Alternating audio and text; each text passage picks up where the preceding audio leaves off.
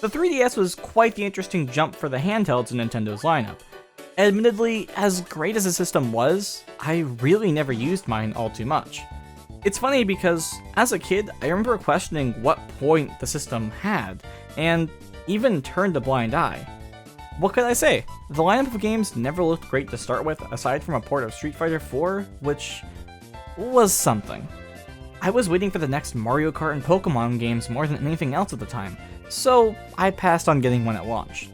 I enjoyed the usage I got out of the DS Lite in my DSi, so I was content until 3 games decided to come out. Animal Crossing New Leaf, Pokemon X and Y, and the one we're talking about today, which is Mario Kart 7. Welcome to Days of the Races, where me and my friend Sporadic get to take a look back on the Mario Kart games that have been released, and talk about our feelings on each title. We are going back in time through each release from 8 all the way to Super Mario Kart on the SNES. Today's game is the one and only Mario Kart 7 that was released for the 3DS. Well. Mario Kart 7. I'll be blunt. This game is real hit or miss right out of the gates for many. Some people welcomed the changes with open arms, and others went back to MKW because they were just that frickin' accustomed to it so much you'd think they'd found enlightenment. But I digress. MK7 was a bunch of fun for the two of us. The game came out in the States on my 13th birthday, believe it or not, but I didn't get the game on my 3DS until I turned 14. This was also one of the first games Virtual and I bonded over during our first year of high school. Fun times. Enough reminiscing, let's get to the nitty gritty. Virtual, you're on!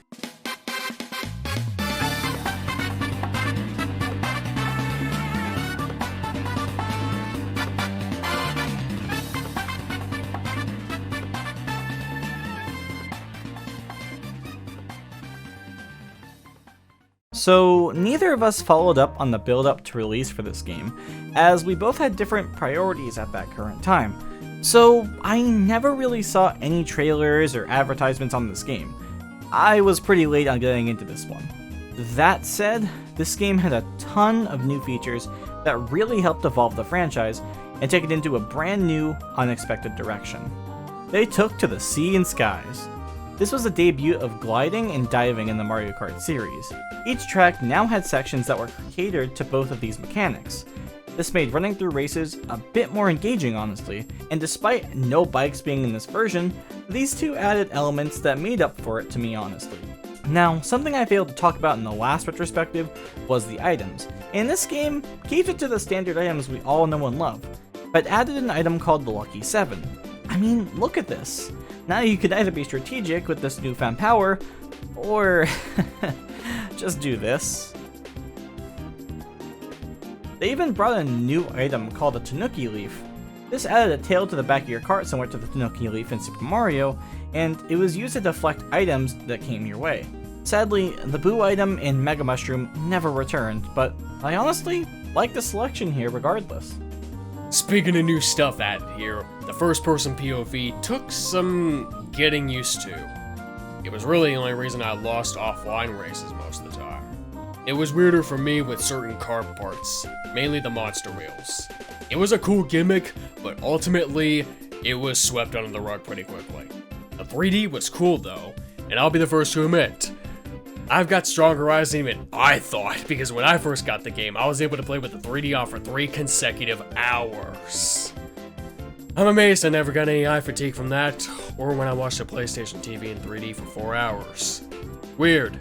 Also, really off topic, but I like how they repurposed the trick ramp designs from MKB to use them for gliding ramps. That's enough about those. I'm gonna round up the intro here. So, this game had a lot of new features that we will both get into more detail throughout the rest of the video, but the biggest changes were found in the character roster. They got rid of Waluigi for Honey Queen? I have no words. I mean, sure, Honey Queen is a real neat character in Mario Galaxy, but come on, you can't get rid of the... This game, in my honest opinion, has a pretty decent selection of characters, but after playing Mario Kart DS and Wii before this game originally came out, I really didn't get all too jazzed up about the roster. They downsized in the selection, in my honest opinion, taking away characters such as Waluigi or Drybones in favor of Wiggler and Honey Queen. Now granted, I was a fan of Wiggler being added, but the fact that some of my favorite cast members didn't get the chance to shine through in this version stings a little bit. Ah well, at least Daisy made it. Another character I am failing to mention was the addition to Race as Your Me yet again in this game. It's a fun addition, but I never ever did race as them very often in this game. Sure, the me fits the wacky world of Mario, but I would much rather have a character like Rob return instead. I feel like the novelty of a me as a racer wears off in this game quickly, but I know lots of others are all here for it, just not me. Although, on the flip side, you could always download QR codes of a me based on characters outside Nintendo or even from Nintendo that people have made. I mean, look, I'm racing as Mona from WarioWare. Whoa! And when there's characters, there's cars to choose from. Or should I say, pieces of cars to choose from. For the first time in the series, carts needed to be built up from the ground to use. It was kept pretty simplistic, only just using bodies, wheels, and the brand new gliders. I'd like to think that Nintendo took one look at MK Wii and saw that it had become Funky Kart Wii, and in a bid for more variety, they came up with the kart building mechanic. No pun intended. There were a lot of parts to unlock, and the only way to get them was to rack up coins like it was NSME frickin' 2. Once I finally got all of the parts, I took about a week's time to sit down and seriously experiment with different pairings and how they managed on each of the courses, mainly in the time trials. It was an interesting period of time for me. The trade-off to such an upfront method to unlocking the parts was that each and every part, except for 4 of them in particular, were completely and totally randomized, just like Double Dash's All Cup Tour lineup. It can either be really beneficial to you, or you'll be stuck waiting on a certain part, or parts, like I did. Mario Kart 7 has 32 courses and 8 cups. 4 of these are Nitro Cups, and the other 4 are Retro. So, the Nitro courses are pretty fun this time around, and honestly, were pretty creative overall. This time around, the utilization of gliders and water segments were heavily put in the spotlight of these tracks. So many have ramps that launch you up high in the sky as you glide across certain segments of the track. It honestly was very fun to see the first time, and even to this day, I think its addition is really nice. A lot of the courses were pretty fun here to run through, whether it's in a time trial or in an actual race. I never really found myself getting too bored, and remember nights where I just played Woohoo Loop over and over. I mean, come on, could you blame me? It's the island from Wii Sports Resort, but as a racetrack. And if you told me, as a kid, it would be in Mario Kart, I would question how you even got here, but then proceed to squeak enjoy. Still, the other courses like Daisy Hills or Neo Bowser City stood out amongst the others. I found myself replaying the batch I liked and kind of ignoring the rest. These courses were all fun, but I tend to admittedly forget some even exist, or even their names. I often got confused at some, despite how much I had fun running through a majority of the Nitro courses. I also enjoy the new shortcuts and ways they implemented gliders and underwater segments.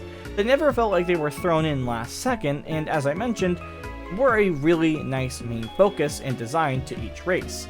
It's like in Mario Kart Wii where bikes were added. Back to talking about Woohoo Loop. The shortcuts they added in this course were pretty fun. I honestly had a blast driving through this course by myself, either to save time from my previous run, or just to sightsee. I mean that in the literal sense. Also, Rainbow Road in this game is a personal favorite.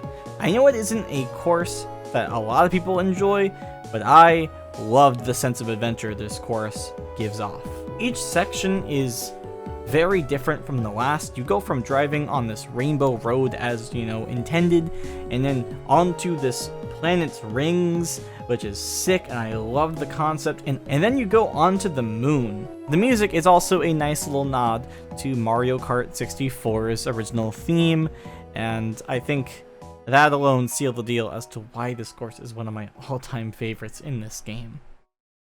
The retro courses this time around were actually pretty interesting. Instead of trying to recreate them, Nintendo revised them all and put in new shortcuts and replaced old gimmicks with the new ones. For example, on 64 Luigi Raceway, you weren't even able to go up on the outer wall of the track unless you were hit with a star or any other colored shells, and it was considered out of bounds too. In MK7, it becomes a completely new route of its own.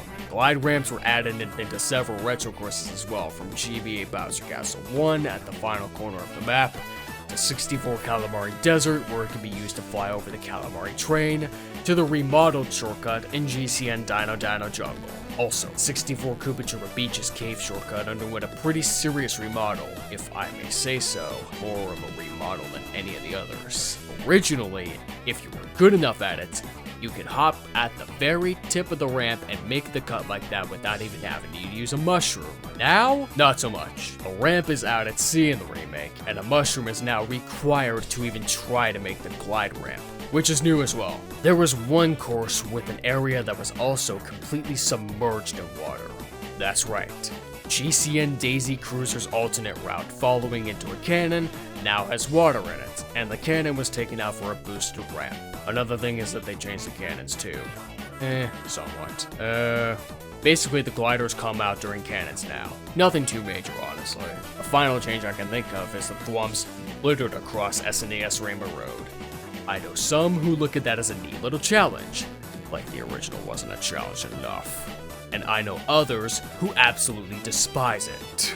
All in all, I think this lineup was pretty good. If nothing else, at the very least, Waluigi Pinball was brought back to us. Although in my opinion, they should have kept Mushroom Gorge back in Wii. Now then, it's time to face the music. Some pay little to no mind to it. Then there's us. And good God, then there's us. We thrived on the soundtrack, just like countless other games, honestly. The soundtrack was a nice nod to both MK Wii and to an extent MK64. We were able to tell that MK7's music, and 8's for that matter, was definitely inspired by MK Wii in one way or another. To be exact, we handpicked one Nitro course to go more in depth with, and it looks like I'm up first. Straight from the Star Cup, it's the very first track, Piranha Plant Pipeline. Oh, wait, hold up. Oh, sorry, Piranha Plant Slide. Pipeline is something for us entirely. Hint, hint. I liked the course in itself, but the main selling point for me was the music that went with it. The intro was kept very brief and it went almost immediately to the main focus of it. It may not look like it, but I do enjoy some good jazz. I got a huge jazz vibe from this course, and considering it's an underground/water course, it was a perfect match.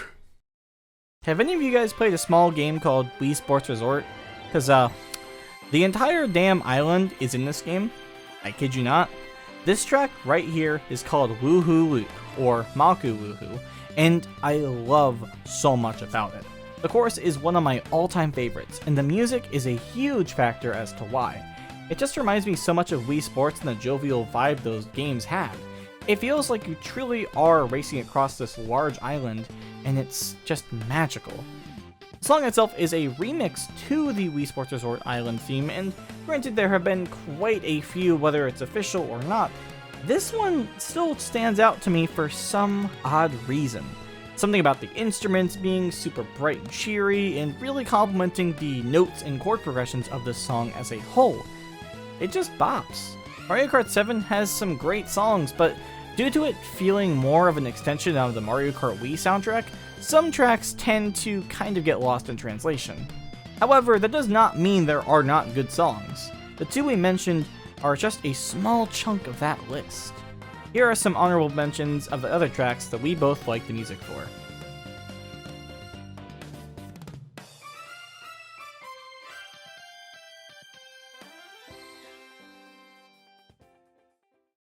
Before I let Sporadic gush about the online mode, I will let you know for a fact I rarely played online.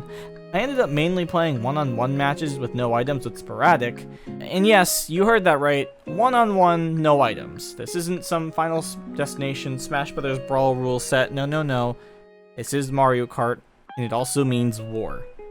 These times were some of my favorites on this game, especially when it was on later at night, on the weekend after school. I don't know, just something about this little experience online made whatever bit of experience I had playing online feel a bit more gratifying. I guess I just wasn't burnt out, so anytime I hopped on the Wi-Fi, I was really impressed every time and just was like, wow, this game is really fun to play online, I should play it more. But I ended up not doing that, not because I thought it was bad, but just because I would be playing Animal Crossing or Pokemon or something else, or doing normal high school kid stuff at the time, so it'd be like that. I ain't one for spotlights, but I'll gladly take over for this one. MK7's online was the one aspect in the game I spent the most time with. I actually went online with a few people on a regular basis before I met up with virtual, and I spent the better part of 2 years online on MK7. If you want to seriously grind for coins, that's the place you wanted to be at. It took me at least a year and a half to gather up 30,000 coins. Let me rephrase that. I took a nosedive into the online scene in MK7 when I finally paid attention to my surroundings again. I noticed a year and a half had passed and somehow managed to obtain 30,000 coins to the utter shock of my friends. When it comes to other people online, I had a pretty mixed bag of results. I definitely had to fight for at least half of my wins, and I really appreciated that. Made it feel like I actually earned them. Like the time I struggled early on in Airship Fortress and had to race like death was on my heels to overtake at that last turn to steal the top spot. Or the time where it was me and like 1 or 2 other people leaving everyone else in the dust on Neo Bowser City, among other courses, items, and consequences be damned. There was also some pretty embarrassing races, either at my expense or at someone else's expense, as per standard Mario Kart logic, but it all largely depended on who was in the room at the time. MK7's online was definitely an improvement over MKWee's online when the WFC servers were still up and running. I digress. Having as many good memories with this mode as I do makes it even better, and I am really freaking glad that I got to spend as much time online as I did. Mario Kart 7 was the start of new changes to the series that actually were widely successful and were even implemented in Mario Kart 8. I really never got the full chance to sink my teeth into the title in its prime, but even without that, revisiting and recollecting memories I did have in this game was a delight in itself. I even fully redid my save for this occasion, and man, it felt so fun just unlocking most of everything all over again. It was fun booting up my 3DS again, and it honestly led me back into playing the system a lot more along with my regular rotation of systems and games. I know not many praise this game like some others in the series, like Wii and 64, but I enjoyed this game for what it was and intend to keep visiting this game time and time again just because of how much fun I had. It isn't perfect, and sure not all the courses were as memorable as I would have liked, and they even replaced a god with a B, but at the end of the day, it's just Mario Kart, and I think that's all anyone wanted. Unless you expected Diddy Kong Racing.